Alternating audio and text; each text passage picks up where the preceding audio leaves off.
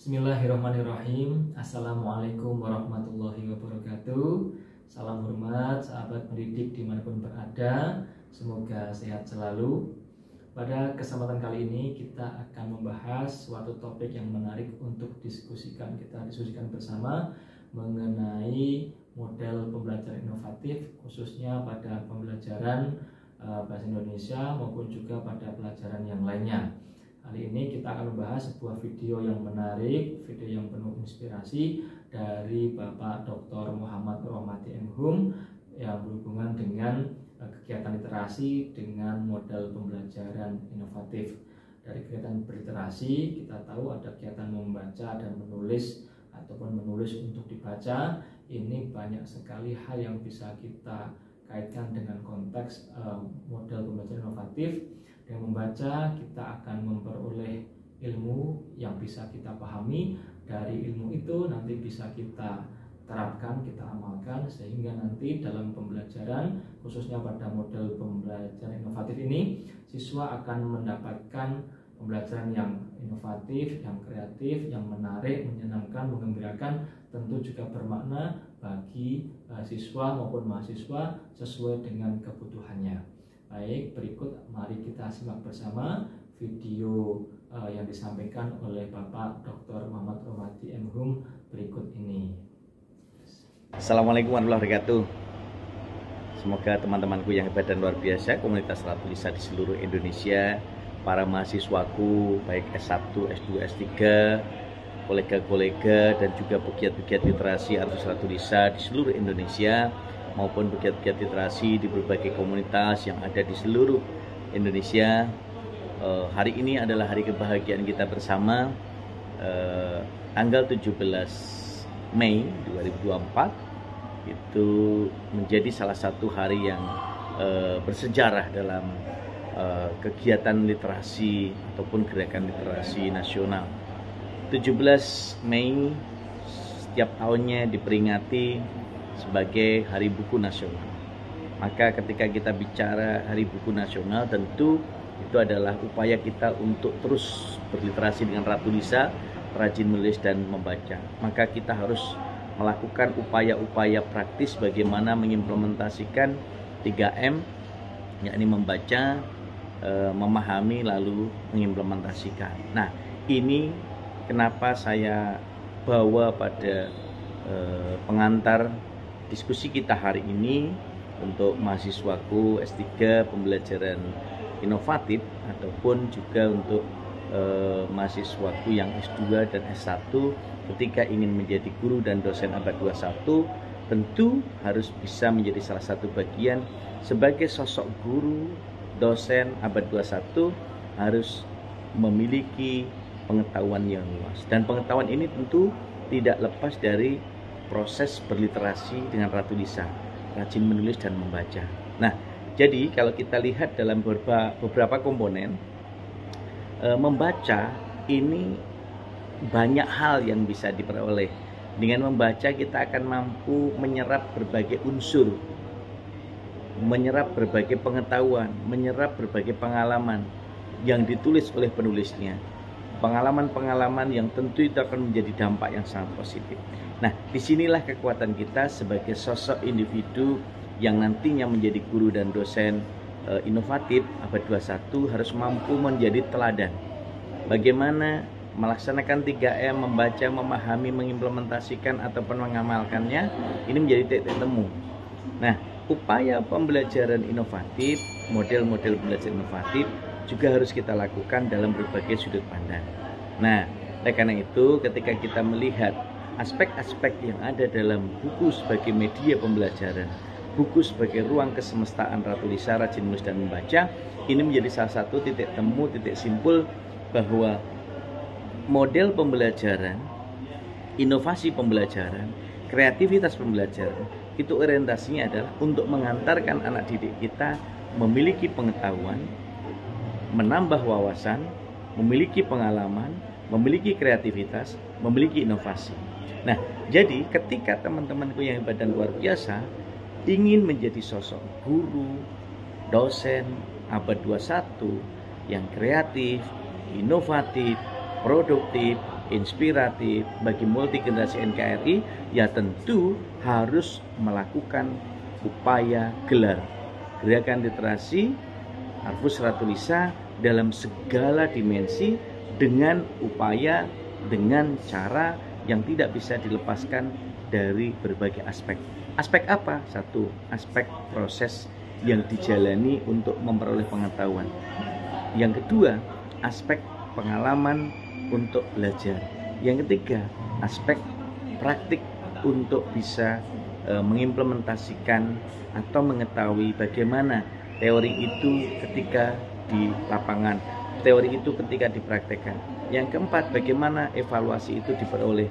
Yang kelima, tindak lanjut untuk bisa menyampaikan kembali hasil proses belajar yang dilakukan baik secara mandiri maupun bersama-sama siswanya, mahasiswanya atau teman-teman kelompoknya. Nah, jadi teman-teman Badan luar biasa, tentu tidak bisa dipungkiri bahwa setiap guru, setiap dosen itu memiliki dan menemukan problematikanya masing-masing di kelas maupun di luar kelas. Nah, bagaimana yang bijak seorang guru dan dosen abad 21 harus mampu menemukan solusi terbaik ketika sudah berhadapan dengan mahasiswanya, berhadapan dengan murid-muridnya untuk bisa menemukan solusi terbaik. Itulah inovasi, itulah kreasi, itulah produktivitas, itulah inspirasi, itulah motivasi. Nah, disitulah sebenarnya ketika kita memanfaatkan buku sebagai media kesemestaan berliterasi dengan Ratulisa, itu nanti akan bisa memberikan ruang yang sangat luas. Bagaimana pengalaman hidup yang dulu tidak ada menjadi ada, kemudian nanti tidak ada lagi, itu tergambarkan di situ. Bagaimana proses kita mengetahui orang yang berjuang dari tangga 1 sampai tangga 10, ada tahapan-tahapan yang diperoleh untuk melakukan inovasi-inovasi pembelajaran.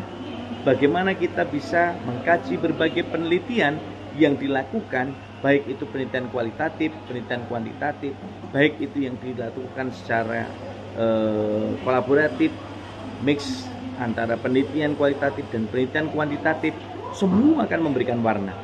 Nah, inilah pentingnya pembelajaran inovatif, itulah pentingnya kita memiliki kreativitas, dan disitulah pentingnya kita sebagai sosok guru, dosen abad 21 harus mampu menyertakan kemauan untuk bisa menemukan sesuatu. Nah, jadi yang mau saya tegaskan kepada teman-teman Badan luar biasa, dalam model pembelajaran inovatif bahasa dan sastra Indonesia, yang harus disadari betul adalah satu, bahwa kita sadar kita sebagai teman, kita sebagai sahabat dalam proses pembelajaran baik di kelas maupun di luar kelas dengan siswa dan mahasiswa kita. Yang kedua, kita harus mampu mengidentifikasi berbagai problematika pembelajaran di kelas maupun di luar kelas. Yang ketiga, bagaimana kita menemukan solusi kreatif berbagai problematika yang sudah kita identifikasi tadi, akhirnya nanti akan menjadi sebuah kreativitas dan produktivitas. Yang keempat, bagaimana kita bisa mengungkapkan kembali temuan-temuan, identifikasi, diskusi, kajian yang kita lakukan di dalam kelas dan luar kelas tersebut dalam bentuk lisan maupun tulisan. Yang kelima, bagaimana kita mendeseminasikan semua ide gagasan, temuan-temuan baru itu yang nantinya bisa berdampak untuk kebaikan dan kemaslahatan. Syukur bisa selain dalam bentuk opini, selain dalam bentuk kajian artikel, dalam bentuk tulisan artikel ilmiah, tentu pengembangan lain adalah menjadi sebuah buku. Nah, buku inilah yang nanti akan bisa turun-temurun, buku inilah yang akan menjadi ruang kesemestaan sebagai media untuk terus berliterasi dengan Ratulisa, rajin menulis dan membaca bagi siswa dan mahasiswa kita, bagi kita sendiri sebagai guru dan dosen abad 21 yang terus mampu menggerakkan sayap-sayap kesemestaan bagi seluruh multi generasi NKRI melalui pembelajaran inovatif di kelas maupun di luar kelas. Baik dimulai dari keluarga bersama Bapak Ibu, bersama ranah saudara-saudara, masyarakat, di sekolah, di kampus, dan di semua ruang yang mampu menggerakkan ide, gagasan, kreativitas pembelajaran secara mandiri, secara alamiah maupun secara kolaboratif dan individu. Jadi teman-teman di Badan luar biasa, saya kira Dalam proses pembelajaran inovatif harus kita lakukan sinergisitas yang tidak bisa lepas, bahwa kita sebagai guru dan dosen harus menjadi teladan, sebagai guru dan dosen abad 21 harus menjadi teladan dalam upaya inovasi pembelajaran, upaya kreativitas diri, upaya produktivitas diri, sehingga kita terus menjadi teladan gerakan literasi, menulis dan membaca sebagai wujud seperti yang diinginkan Bapak almarhum Malik Fajar yang mencanangkan tanggal 17 Mei sebagai Hari Buku Nasional dan juga sebagai proses mengingat sejarah berdirinya Perpustakaan Nasional Republik Indonesia. Selamat untuk terus belajar dan membelajarkan diri, terus berliterasi dengan Ratu Lisa, rajin menulis dan membaca, agar kita semua terus melakukan upaya-upaya yang baik. Membacalah untuk menulis dan menulislah untuk dibaca umat sepanjang hayat. Kalau kita bicara upaya-upaya meningkatkan diri, meningkatkan kualitas diri, mengembangkan kualitas diri, maka teruslah belajar dan membelajarkan diri sepanjang hayat agar kita ikut serta menyinari dunia seperti bintang, bulan, dan matahari yang selalu menyinari bumi, baik tampak maupun tidak tampak oleh manusia. Sehingga kita bisa menjadi manusia-manusia hebat yang bermanfaat, menjadi manusia-manusia sejati yang selalu memotivasi dan menginspirasi, dan menjadi manusia-manusia bermartabat yang maslahat untuk umat. Bersama saya, Muhammad Ratu Lisa, selamat Hari Buku Nasional, selamat berliterasi dengan Ratu Lisa, rajin menulis dan baca untuk multi generasi NKRI. Assalamualaikum warahmatullahi wabarakatuh. Demikian Bapak Ibu, setelah kita simak video yang menarik dari Bapak Dr. Muhammad Rohmati M tadi, ada banyak sekali pesan yang bisa kita jadikan sebagai bahan diskusi maupun sebagai bahan untuk bermuhasabah diri. Di antara pesan yang bisa kita ambil, yang pertama adalah kita sebagai pendidik harus menyadari apa yang menjadi tugas dan tanggung jawab kita. Kemudian kita juga harus mampu mengidentifikasi setiap permasalahan yang kita hadapi maupun potensi solusi yang bisa kita hadirkan, sehingga kita mampu merencanakan, melaksanakan, dan juga mengevaluasi apa yang akan kita lakukan itu, sehingga dari hal tersebut kita mendapatkan kelebihan dan kekurangan yang bisa kita jadikan sebagai bahan untuk tindak lanjut.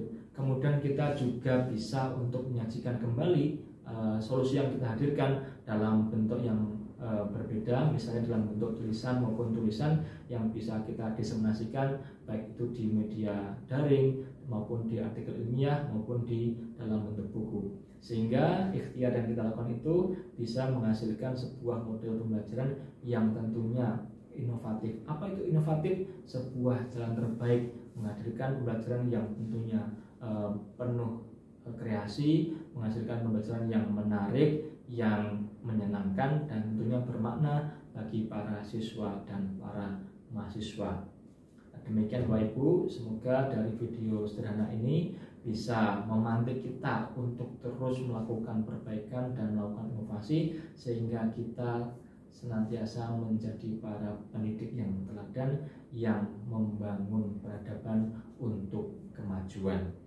Terima kasih, salam sehat selalu. Insya Allah kita akan berjumpa di lain kesempatan.